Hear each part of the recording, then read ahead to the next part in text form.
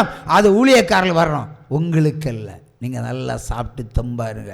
ஞாயிற்றுக்கிழமை சிக்கன் அடித்து இல்லை மட்டனை அடித்து திருப்தியாக வந்து விசேஷத்தை கேளுங்க. பட்டினியாக வராதிங்க. ஏன் சபையில் பட்டினியாக வராதிங்க? இயேசு அப்படி சொல்லலை. என் ஜனம் பசியோடு இருப்பதை சகித்து கொள்ள மாட்டேன் துட்டிக்கிற ஒரு தகப்பன் தான் என் இயேசு. ஆகவே அவருடைய சப்தத்தை மட்டும் கேளுங்க, சுவிசேஷத்தை மட்டும் இங்கே எடுத்துருந்துங்க.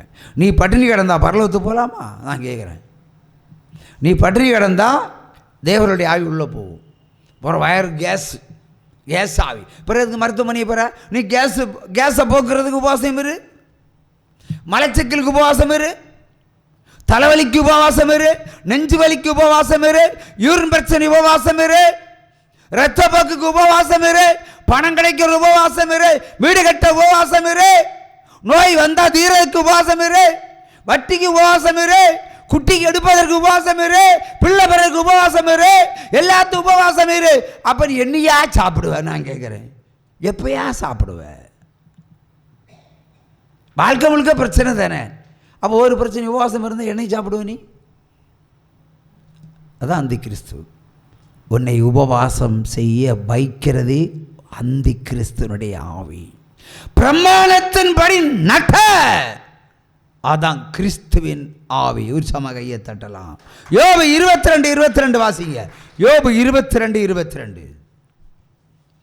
யோபு 33:14 ரெண்டையும் சேர்த்து வாசிங்க.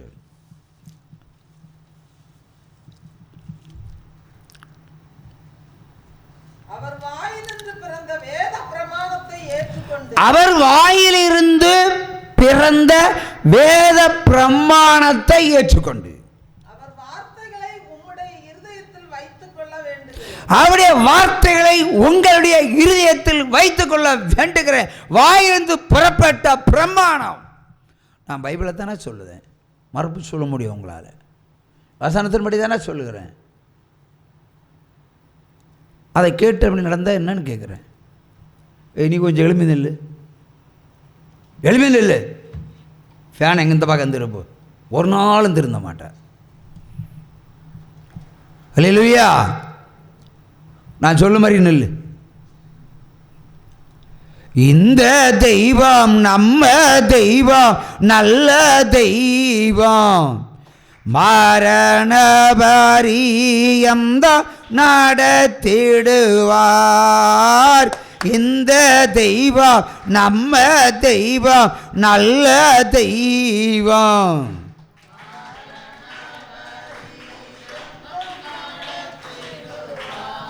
அல்லேலூயா. வசனம் வாசிச்சல்ல, அடுத்த வசனம் வாசி. இல்லை, அவதை வாசி கேட்டோம். நீ வாசித்த ஒரு வசனத்தை கேட்டோம், கொஞ்சம் நீளமாக சொன்னா இல்லையா? அடுத்த வசனத்தை எடு. 25. நீ வாசித்தது முதல்ல என்ன வாசிச்ச? அடுத்த வசனம். தேவன் பொறுமையாயிருந்த பிற்காலத்தில் நடந்த பாவங்களை பொறுத்து கொண்டதை குறித்து நம்முடைய நீதியை காண்பிக்கும் பொருட்டாகவும் நாம் நீதி உள்ளவரும் இயேசுவிடத்தில் விசுவாசியாய் இருக்கிறவனிடத்தில் நீதிமானாக்குகிறவராய் விளங்கும்படி பிற்காலத்தில். அதே தானா?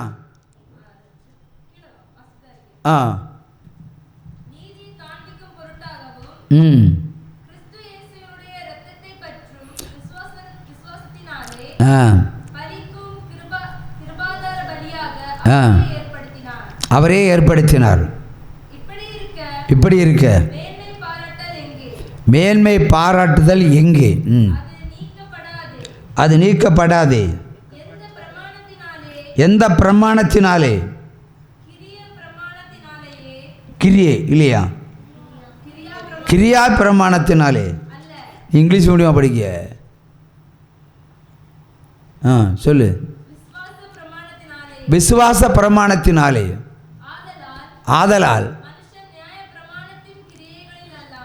மனுஷன் நியாய பிரமாணத்தின் கிரியைகளில் அல்லாமல்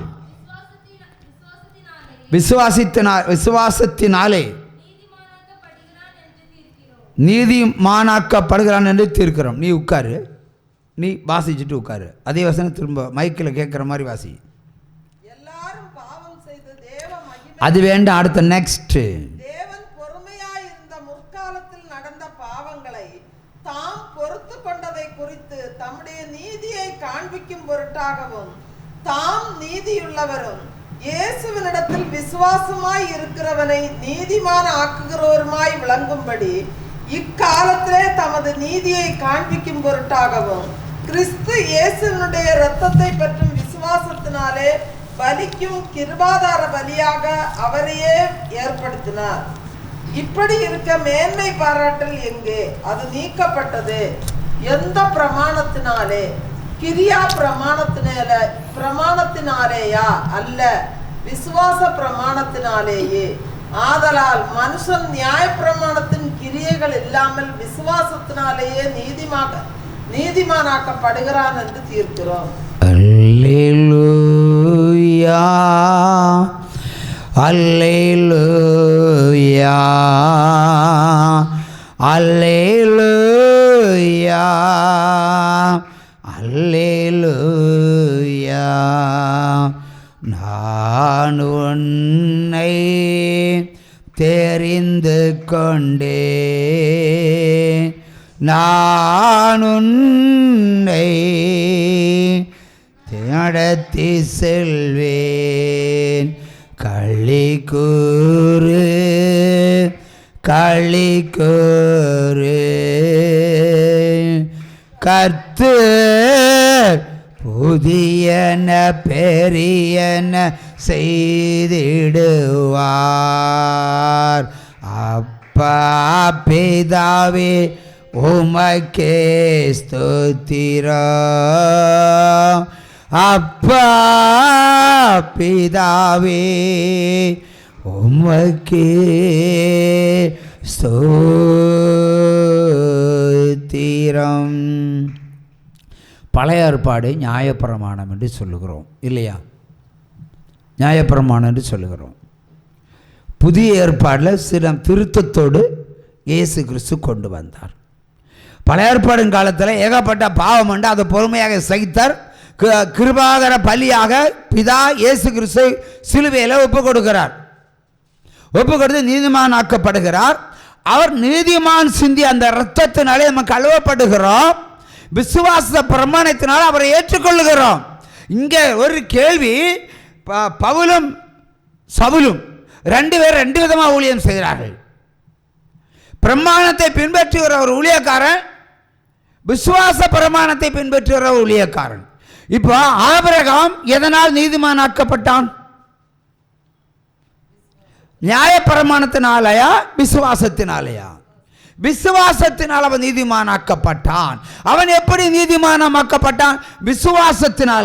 விசுவாசத்தினால நீதிமானாக்கப்படுவதற்கு முன்பாக அவனுக்கு வந்தது என்ன? நியாய பிரமாணம், கட்டளை. உன்னுடைய ஏகபுத்திரனும் ஒரே குமாரனுமாகிய ஈசாக்கை நான் காண்பிக்கும் தேசத்தில் கொண்டு சென்று அங்கே நான் காண்பிக்கும் மலை உச்சியில கொண்டு நரபலியா எனக்கு தா என்று கேட்டார். இது நியாயப்பிரமாணம். சரியா? அவன் நியாயப்பிரமாணத்துக்கு பயந்தான். பிள்ளைய கூட்டிட்டு 3 நாள் நடந்தான். மலையின் அடிவாரத்தில் நிற்கிறான். கழுதை சுமந்த விறகு கட்டை ஈசாக்கு தலையில் கொடுக்குறான். ஈசா கேட்குறான், அப்பா ஆடு எங்கே? அந்த காலத்தில் ஆண்டவருக்கு ஆட்டு பலி தான் கொடுப்பாங்க, மனித பலி அல்ல. ஆனால் ஆண்டவர் முதலாக ஒரு மனித பலியை கேட்கிறார். a change of version. அப்போ கேட்கும்போது அவர் சொல்கிறார், எல்லாம் அவர் யெகோவா தேவன் பார்த்து கொள்வார். எந்த அளவுக்கு விசுவாசம் இருந்தால் அவன் மலையின் அடிவாரத்தில் சொல்கிறான். அவங்களும் நினச்சிருப்பான் 3 நாளாக நடந்துட்டு வரான், இயேசு திரும்பி போன்னு சொல்லுவாருன்னு நினச்சிருப்பார். கடவுள் திரும்பி போன்னு சொல்லியிருப்பார். அவன் சொல்லவே இல்லை. ஆண்டவர் 3 நாள் நடந்து வந்தாச்சு. இப்போ மலையின் அடிவாரத்துலேயும் வந்தாச்சு. அப்போ மகன் வேற கேட்குறான், அப்பா ஆடு எங்கே? வேறு வழி இல்லை, அதை யெகோவா தேவன் பார்த்து கொள்வார். அப்போ எந்த அளவுக்கு அவன் நியாயப்பிரமாணத்தையும் பின்பற்றினான், விசுவாசத்தையும் பின்பற்றினான். விசுவாசத்தை பின்பற்றினால விறகு கட்டை தூக்கி அவன் தலைமையில் வச்சுக்கிட்டு அடுத்து சொல்லுகிறான், வேலைக்காரர்கிட்ட சொல்ல, நீங்கள் இங்கே இருங்க, நாங்கள் தேவனை தொழுது கொண்டு நாங்கள் திரும்பி வருவேன் என்று சொல்லவில்லை. ஆனால் திரும்ப வர்றதுக்கு தான் அவர் போகிறார். ஆனால் அவன் என்ன சொல்கிறான், நாங்கள் திரும்பி வருவோம். எவ்வளோ நம்பிக்கை இல்லையா பிரதர்? எவ்வளோ விசுவாசம்! கொன்று வரதான் கூட்டிகிட்டு போகிறான். அவன் செத்தாலும் ஆண்டவர் உயிர் கொடுப்பாருன்னு நம்பிக்கையோட சொல்லுகிறான் பாருங்க. இந்த மாதிரி விசுவாசம் உங்கள்கிட்ட இருக்கா? விசுவாச பிரமாணத்தினால் ஒரு நீதிமானாக்கப்படுவார். இந்த விசுவாசத்தினால தான் அப்படியே இரத்த பலியை நம்ம ஏற்றுக்கொள்கிறோம். எனக்காக மரித்தார் என்று சொல்லுகிறோம், நம்முடைய பாவங்களுக்காக மரித்தோம் என்று சொல்லுகிறோம். இந்த விசுவாசம் உங்களுக்கு இல்லைன்னா அது வேஸ்ட்டு. அப்படியே சிலுவை மரணம் ஒரு நாடகம் போல ஆயிரும் உங்களுக்கு. நீ பிரமாணத்தை பின்பற்று, பிரமாணத்தின்படி ஏற்றுக்கொள். அவன் ஏற்றுக்கொண்டான், ஒரு பலியை ஆயத்தப்படுத்தினான் கர்த்தருக்கு. நீங்கள் என்ன ஆயத்தப்படுத்திருக்கீங்க? விசுவாசத்தினால தான் நீதிமான் பிழைப்பான் என்று வேதம் சொல்லுகிறது. இவன் விசுவாசத்தினாலும் நியாயப்பிரமாணத்தினாலும் நட்டப்பித்தான். கேட்டுட்டு சும்மா உட்காரல, ஆண்டவரே ஈசாக்கு நான் பலியை தருகிறேன், ஆண்டவரே ஈசாக்கு நான் பலியை தருகிறேன் சொல்லிகிட்டே காலம் கடத்தலை. அவன் கரெக்டாக கொண்டு கொடுத்தான். நீங்கள் என்னவீங்க ஒரு பொருத்தனை கேட்டேன், நான் தர்றேன் பஸ் சார், நான் தர்றேன் பஸ் சார், தர்றேன். எப்போ தருவேன்? தர்றேன் பஸ் சார். காலங்கள் தான் கடந்து போகும்.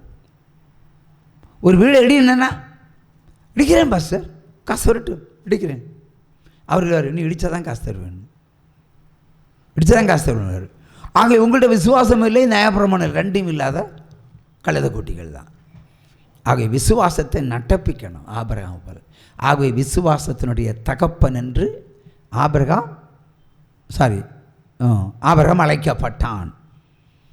நம்மளை எந்த விசுவாசத்தில் ஆண்டவர் பார்ப்பார்? உங்கள்கிட்ட என்ன விசுவாசத்தை? 3 நாள் சோதிச்சா 30 நாள் ஓடி போயிடுவீங்க. நீங்கள் கொஞ்சம் எளிமையில் இல்லைங்க, நீங்கள் தான், நீங்கள் அம்மா தானே. எங்கிட்ட ஒரு நாளைக்கு வந்து இங்கே நீ சொன்னதை திரும்ப சொல்லுங்கள் பார்ப்போம். உங்கள் பிள்ளைக்கு வியாதி நீங்கள் இல்லை, ஜெபிச்சு மூச்சு விட முடியல, தூங்க முடியல, அவர் ரொம்ப கஷ்டப்படுறா இன்னும் நீங்கள் சொன்னீங்க. ஆனால் ஒரு காரியத்தை அன்றைக்கி சொன்னீங்களே, சொல்லுங்க. 8 வருஷமாக ரொம்ப கஷ்டப்படுறோம், அவஸ்தைப்படுறோம். அடுத்து நெக்ஸ்ட்டு ஒரு விடுதலை வேணும். அதுக்குள்ள ஒரு காரியத்தை சொன்னீங்களே, சொல்லலாண்ட பாயிண்ட் சொல்லுங்கள். சொன்னீங்களே ஒரு முக்கியமான சமாச்சாரத்தை. பாட்டிக்கு கலரை ஆவை, அதாவது மாமியார்னு சொன்னாங்க. என்ன தயக்கம்? அப்படி சுற்றி வளைச்சி வரீங்க, மூக்கை எப்படி தொட்டா மதி, இப்படி சுற்றி இப்படி தொட வேண்டாம். அது எனக்கு மாமியாருக்கு ஆவி என் பிள்ளைய பாடுபடுத்துது. நீங்கள் ஜெபிச்சு அதை ஒரு முடிவு கட்டுங்கன்னு சொன்னீங்க, அப்படி தானே? உட்காருங்க. அப்போ அதுக்கு நான் என்ன பதில் சொன்னேன்? அதை கூட எளிமைன்னு சொல்லுங்கள். நான் என்ன பதில் சொன்னேன்? அதுக்கு ஜெபிக்கிறேன், கர்த்தர் விடுதலை தருவார்னு சொன்னேன், அப்படி தானே? அப்போ இத்தனை காலம் ஜெபிச்சு விடுதலை கிடைக்கல, அப்படி தானே? இத்தனை நாள் விடுதலை கிடைக்கலன்னு சொன்னீங்க. அதனால் உங்கள் குறைபாடு இருந்தால் நீங்கள் தீர்த்துக்கிட்டுங்கானே, அப்படி தானே சொன்னேன்? உட்காருங்க. அதாவது ஒரு விடுதலைக்கு தாமதம்னு சொன்னால் ஒன்று என்னுடைய ஜெபத்தில் குறை, இல்லைன்னா உங்கள் விசுவாசத்தில் குறை. இல்லைன்னா 8 வருஷம் 80 வருஷம் அவர் சோதிப்பார். ஒரு மாமியாரெல்லாம் ஒரு சொடுக்குட்டு கலரில் பிடிச்சி கட்டுக்கு எனக்கு பெரிய நேரம் ஒன்றும் ஆகாது. எல்லா தேவர்களையும் அடக்கி ஆளக்கூடிய ஊழியமாக்கியது.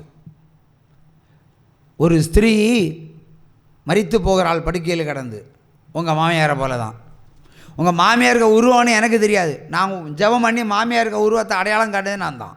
அதை மறக்க முடியுமா? இன்னும் என்ன கோலத்தில் இருப்பா, இப்படித்தான் இருப்பான்னு. அந்த ஆவி தான் உன்னை பிள்ளையை துரத்துதுன்னு நானே சொல்லியிருக்கிறேன்.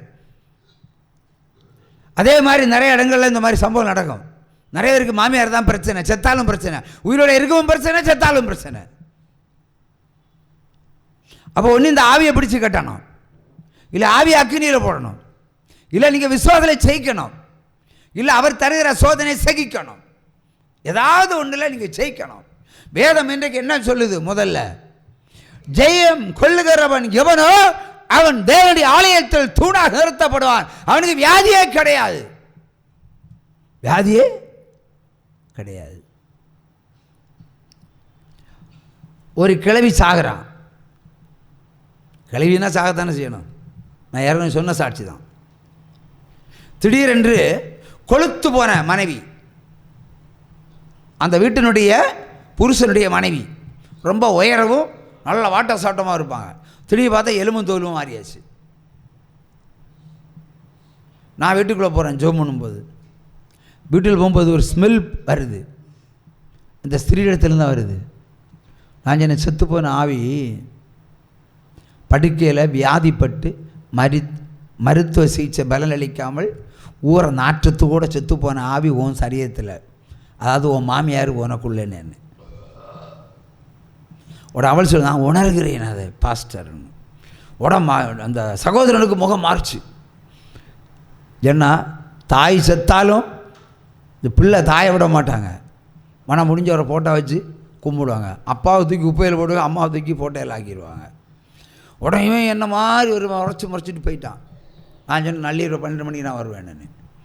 இந்த ஆவியை நேரில் அடக்கிறது வருவேன்.